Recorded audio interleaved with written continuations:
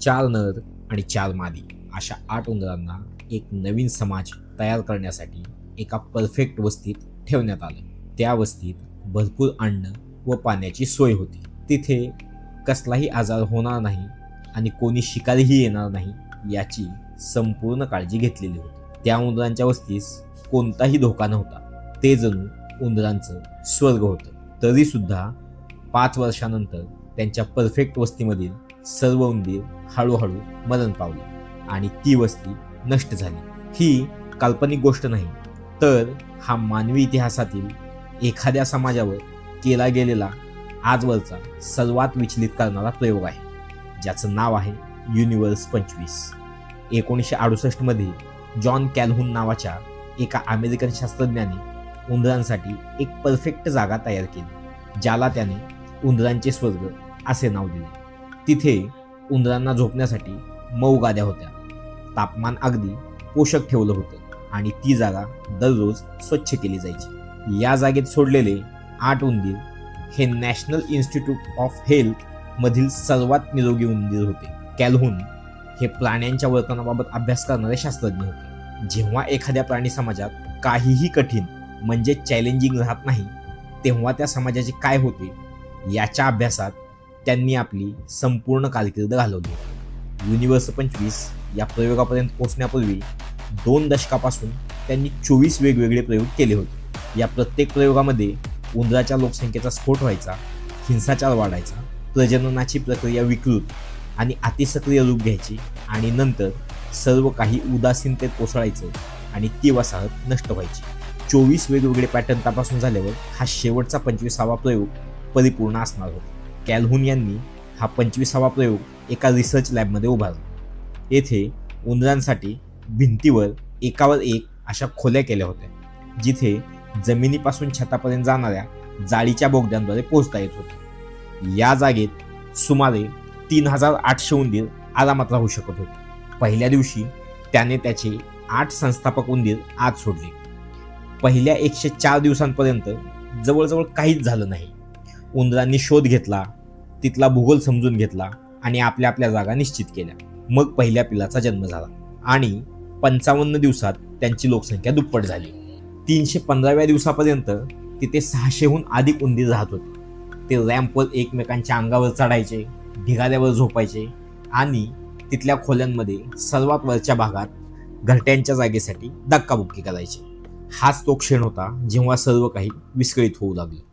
एका सामान्य उंदराच्या वसाहतीमध्ये जेव्हा लोकसंख्या सामावून घेण्याच्या क्षमतेपेक्षा जास्त वाढते, तेव्हा काही उंदीर तेथून निघून जातात आणि दुसरीकडे नवीन जागा शोधतात. युनिव्हर्स 25च्या आत कोणतीही नवीन जागा नव्हती. तरुण नर ज्यांच्याकडे जायला कुठेही जागा नव्हती आणि पार पाडायला कोणतीही भूमिका नव्हती, त्यांच्याकडे जिंकण्यासाठी कोणतेही भांडण नव्हते, आकर्षित करण्यासाठी माद्या नव्हते, संरक्षण करण्यासाठी काहीही नव्हते. ते निरोगी होते, त्यांच्याकडे पोटभर अन्न होते, पण त्यांच्याकडे करण्यासारखे कोणतेही काम नव्हते. त्या उंदरांमध्ये काही उंदरांचा गट असा होता जो त्यांच्यावर हल्ला झाला तरी प्रतिकार करत नसे. ते उंदीर मार सहन करून खाऊन नुसते झोपत असत. दुसरा उंदरांचा गट मात्र अतिशय वेडापिसा आणि अविचारी होता.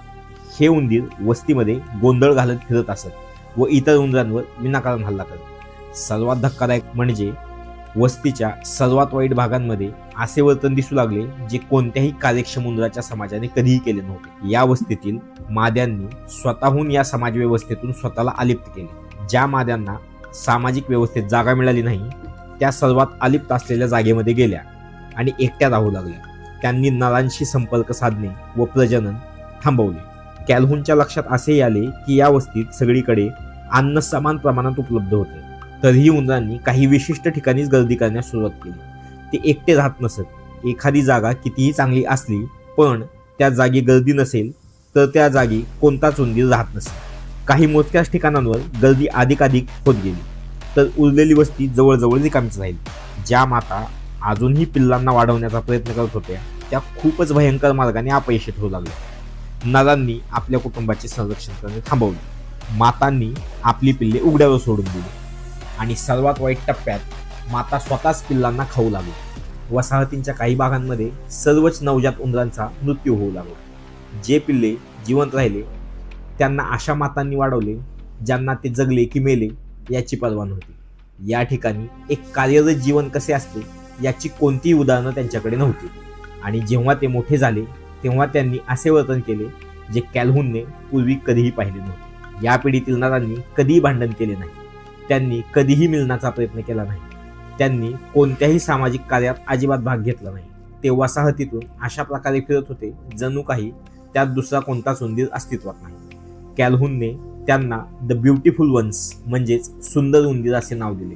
ते बाहेरून संपूर्ण वसाहतीतील सर्वात निरोगी उंदरांसारखे दिसत होते, पण ते कार्यात्मकदृष्ट्या मृत होते. त्यांनी कधीही प्रजनन करण्याचा प्रयत्न केला नाही. ते सामाजिक जीवन जगू शकले नाहीत. त्यांनी स्वतःला या सामाजिक प्रजातीमधून सहजपणे बाहेर काढले. 2 वर्षात या वस्तीच्या लोकसंख्येने 2200 उंदरांचा उच्चांक गाठला. या संख्येच्या पुढे लोकसंख्या वाढली नाही. युनिव्हर्स 25 मधील शेवटची यशस्वी गर्भधारणा 930व्या दिवशी म्हणजे प्रयोग सुरू झाल्यानंतर 3 वर्षांच्या शेवटी झाली. त्यानंतर कोणताही नवीन उंदीर जन्माला आला नाही. वस्ती म्हातारी होत राहिली. ते सुंदर उंदीर स्वतःला स्वच्छ करत राहिले. त्या एकांतवासी माद्या त्यांच्या उंच अपार्टमेंट्समध्ये एकट्याच राहिल्या. कोणताही हेतू न उरलेला हिंसाचार काही भागात सुरूच राहिला आणि एकापाठोपाठ एक उंदीर म्हातारपणाने मरण पावले. 23 मे 1973 रोजी म्हणजे प्रयोग सुरू झाल्यापासून 4 वर्ष आणि 10 महिन्यानंतर युनिव्हर्स 25 मधील शेवटचा उंदीर मरण पावला. कॅल्होनने लिहिले आहे की त्या वस्तीतील उंदरांचे 2 मृत्यू झाले. पहिला मृत्यू आत्म्याचा होता, दुसरा शरीराचा होता. पहिला मृत्यू दुसऱ्या मृत्यूच्या अनेक वर्ष आधीच झाला होता. जेव्हा त्याचा शोध निबंध बाहेर आला तेव्हा जग एका स्पष्ट निष्कर्षापर्यंत पोहोचले. जर व्यक्तीला अर्थपूर्ण भूमिका नसेल तर त्याच्या जगण्याला उद्देश राहत नाही. असे जीवन स्वतःलाच नष्ट करते.